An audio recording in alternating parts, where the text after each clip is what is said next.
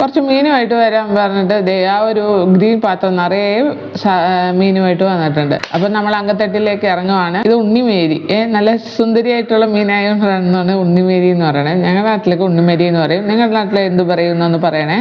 അപ്പോൾ ഉണ്ണിമേരീനെ വറുത്തെടുക്കുകയാണ് നമ്മൾ.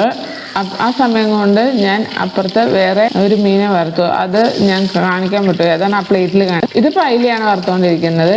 ഇതിപ്പോൾ ചേമീൻ. ഇതിനടുത്ത് വരുന്നത് ഏത് മീനാണെന്ന് എനിക്കറിയത്തില്ല, ഒരു മീൻ.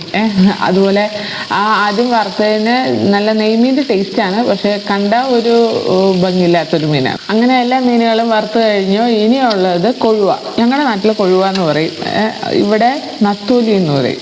അപ്പോൾ കൊല്ലത്ത് നത്തോലി എന്ന് പറയുന്നതിന് കൊച്ചിയിലെ കൊഴുവയാണ്. കൊച്ചിയിലെ കൊഴുവയാണ് ഇവിടുത്തെ നത്തോലി. അപ്പോൾ ഞങ്ങൾക്ക് കൊഴുവയും നന്ദനും വേളൂരിയൊക്കെയാണ് ഉള്ളത്.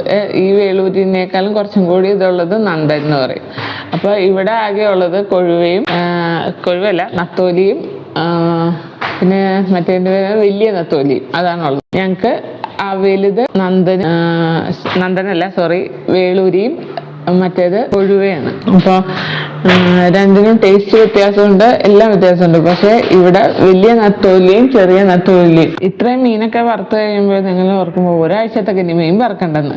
പക്ഷെ ഇത് ഒറ്റ നേരത്തൊക്കെ ഉള്ള മീനാണ് ഈ വറുത്ത് കൂട്ടിയേക്കുന്നത്. Next video